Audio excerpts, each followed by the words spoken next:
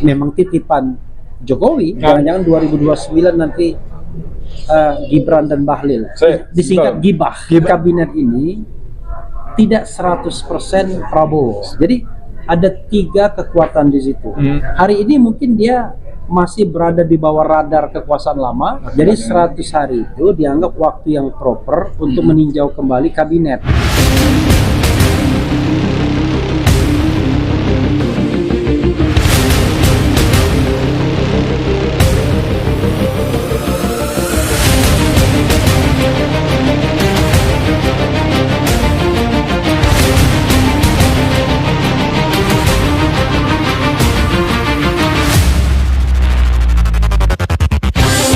FNN Bang Edi Channel. Tamu saya ada Refly Harun, si manusia keren cadas. Ada cincin. Ini ada rombongan biasa YouTuber pejuang. Ada siapa lagi? Salwa Media, Popole TV, apalagi Refly Harun Channel, One Kawan TV, Bentop. Banyak ya. Oke. Kita singkat aja. Refly, seperti kita tahu, kemarin itu Prabowo menggembleng para menterinya di Akmil Magelang. Ya. Konon selain mendisiplinkan, juga memberikan pesan yang sangat kuat bahwa para menteri itu adalah pembantu presiden. Ya. Harus bekerja untuk presiden. Ya. Loyal kepada presiden. Ya. Tapi belum pengemblengan selesai, Prabowo, mohon maaf kalau saya bilang, seperti dilempari kotoran mukanya. Ketika ada adegan tertangkap kamera dan tersebar sangat-sangat luas. Ya. Bahlil ketika salaman dengan Fufu Fafa, wapresnya, ya, itu cium tangan, ya, atau nyaris cium tangan. Ya. Padahal beberapa detik sebelumnya, nggak ngitung jam, nggak ngitung hari, beberapa detik sebelumnya dia salaman dengan Prabowo, posisinya biasa saja. Ya. Sebagai seorang, kita minta sebagai orang pakar hukum tata negara deh. Nanti kita lihat di sisi-sisi yang lainnya. Ya. Bagaimana Bung Refly melihatnya? Jadi gini ya, yang namanya jabatan kenegaraan itu adalah jabatan yang terkait dengan peran dan fungsinya. Oke. Jadi ada presiden, ada wakil presiden, dan ada menteri. Oke. Menurut konstitusi kita, yang namanya wakil presiden itu adalah pembantu presiden. Pembantu presiden. Sama dengan menteri, pembantu presiden juga. Oke. Cuma bedanya adalah kalau wakil presiden pembantu untuk segala urusan. Oh, oke. Kalau menteri pembantu untuk urusan tertentu saja. Ya. Karena itu kalau kita lihat loyalitas, maka loyalitas wakil presiden beda dengan loyalitas dengan para menteri. Oke. Wakil presiden itu satu paket. Oke. Jadi seorang presiden pun tidak bisa mengimpeach atau memberhentikan wakil presiden. Oh. Tetapi menteri wajib pertama harus loyal kepada presidennya. Oke. Karena menurut hukum tata negara kita, presidenlah yang sesungguhnya mengangkat. Oke, ya. Ya, menunjuk para menteri. Adapun dalam proses penunjukannya ada masukan, ada diskusi dengan siapapun, itu soal yang tidak perlu dipersoalkan. Karena yang paling penting adalah on the paper, ya, based on konstitusi, ya, yang menunjuk, yang mengangkat adalah presiden. Karena itu loyalitas mutlak harus pada presiden. Ya. Nah, cuma memang loyalitas ini kan tidak perlu ditunjukkan dengan gesture yang berlebihan. Ya. Jadi bukan berarti Bahlil misalnya dalam konteks itu harus cium tangan kepada Prabowo, tidak. Tetapi jangan pula dia cium tangan kepada wakil presiden. Karena itu seperti menunjukkan bahwa saya lebih taat loh. Saya lebih loyal loh kepada wakil presiden ketimbang presidennya. Nah, pesan itu yang menurut saya makin menegaskan, ya, bahwa beberapa menteri di kabinet Prabowo ini adalah memang titipan Jokowi, titipannya Mulyono, orang yang menjaga kepentingan Mulyono di dalam kabinet selanjutnya. Jadi bukan orang yang katakanlah mau bekerja 100% buat kepentingan presiden.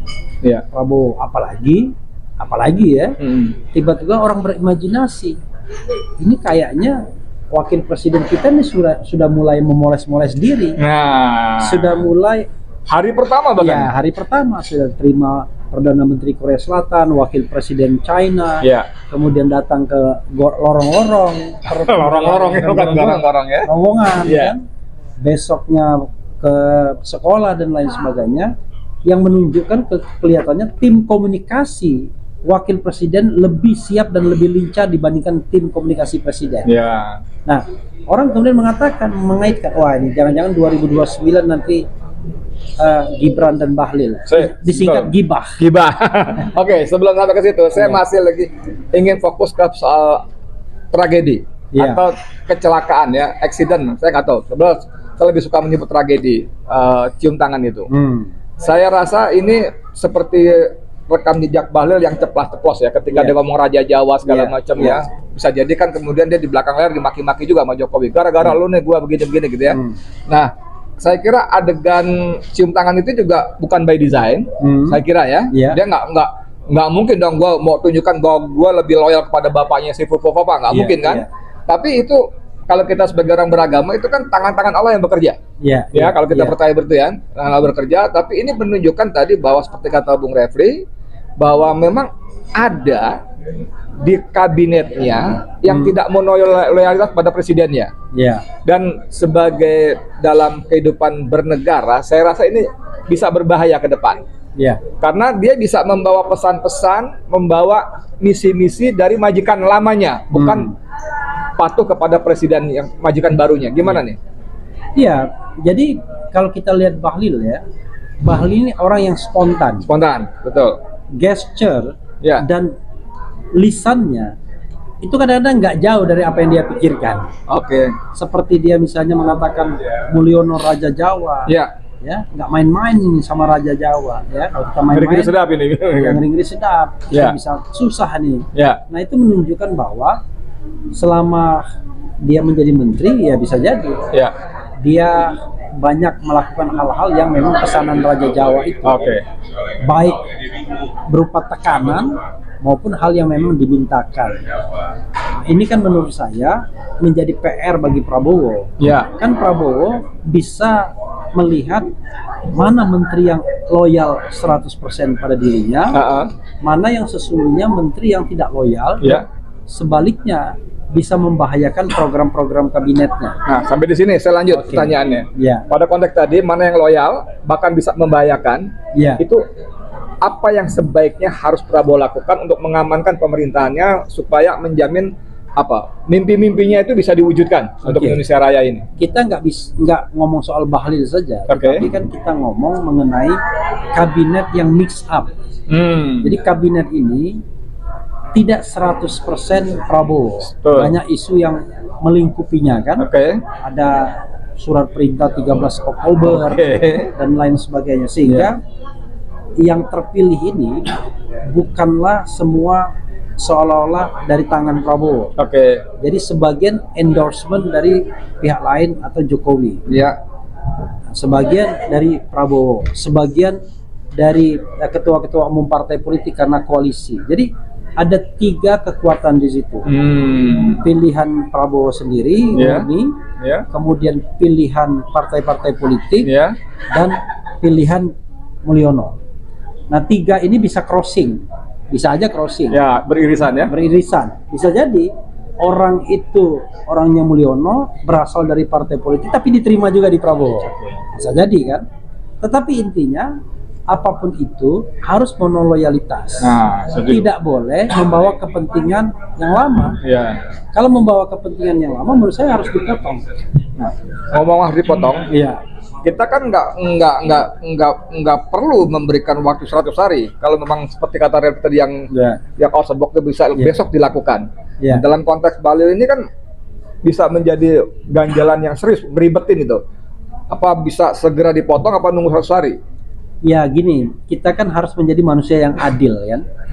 Artinya begini, soal adegan cium tangan itu kan sebenarnya manifestasi dari sesuatu yang di belakang layar. Setuju.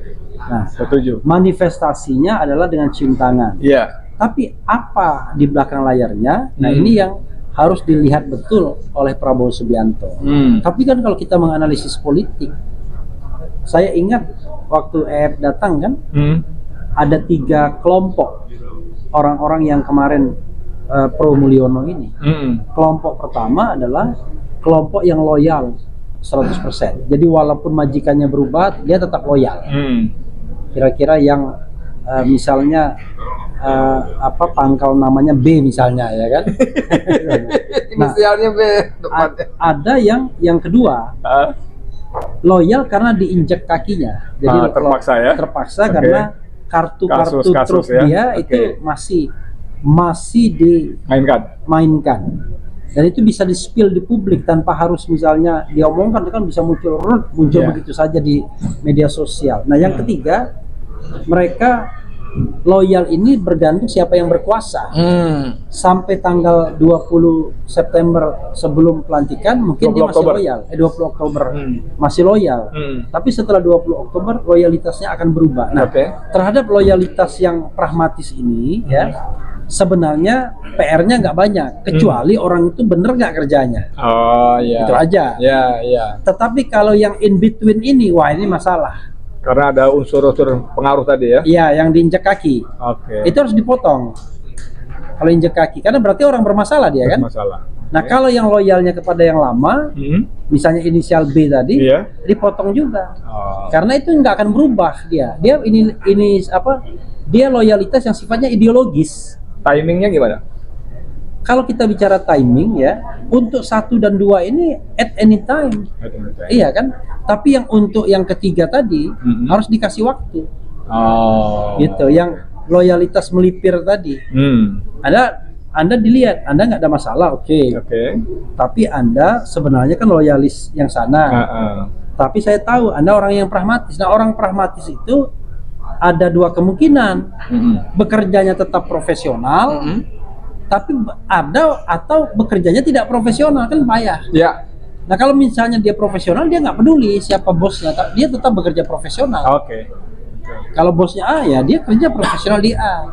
Tetapi yang susah orang pragmatis yang tidak yang orang yang pragmatis dalam sisi loyalitasnya, tetapi kerjanya di bawah kapasitas. Atau makan mafia misalnya.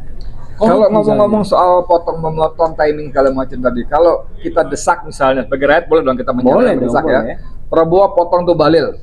Pertama, dia monoloyalitas kepada majikan lama. Kedua, sekaligus berikan semacam shock terapi buat menteri-menteri yang lain.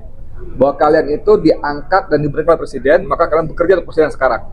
Gimana? Pertanyaannya kita balik. Apakah dalam mengangkat dan memberhentikan presiden, Prabowo independen 100%. Kalau dia pun ternyata ada persoalan yang tadi injek kaki, kan ya ribet juga dia. Gitu. Karena itu berarti he needs time. Dia butuh waktu. Butuh waktu untuk melakukan sebuah istilahnya positioning. Hari ini mungkin dia masih berada di bawah radar kekuasaan lama, karena ada hal-hal yang barangkali masih belum dia kuasai. Dia lihat polanya, ibarat pemain bulu tangkis itu, ya dia masih ngetes apakah dia akan main cepat, main rally. Dia lihat ini staminanya kuat apa enggak, tekniknya bagaimana, sampai kemudian akhirnya dia memutuskan saya harus smash kan, kira-kira begitu. Ngomong-ngomong soal dia perlu waktu, tadi terakhir Pak Sayuti Asatiri itu kan menyampaikan bahwa tolong hargai kami juga. Berapa lama kami harus sabar? Berapa lama kami harus, kalau istilah saya, memberikan waktu bulan madu buat Prabowo? Kan nggak bisa dong. Kalau kemarin kita ngobrol waktu sama EF kan bisa sampai 1,5 tahun. EF kasih waktu. Buat kita mungkin 3 bulan ya terlalu cepat juga barangkali. 6 bulan tuh bagaimana? Menurut Refli baiknya gimana tuh soal seperti itu? Ya, kalau saya sudah menetapkan dalam diri saya sendiri 100 hari. 100 hari berarti 3 bulan. Jadi 100 hari itu dianggap waktu yang proper untuk meninjau kembali kabinet. Kalau misalnya bagus, profesional, berintegritas, terus lanjut. Kalau misalnya tidak bagus walaupun loyal, potong. Apalagi udah nggak bagus, nggak loyal pula ya, potong. Apalagi sudah nggak bagus, nggak loyal, korup lagi ya, tambah potong. Gitu. Sebagai closing statement ada yang mau disampaikan?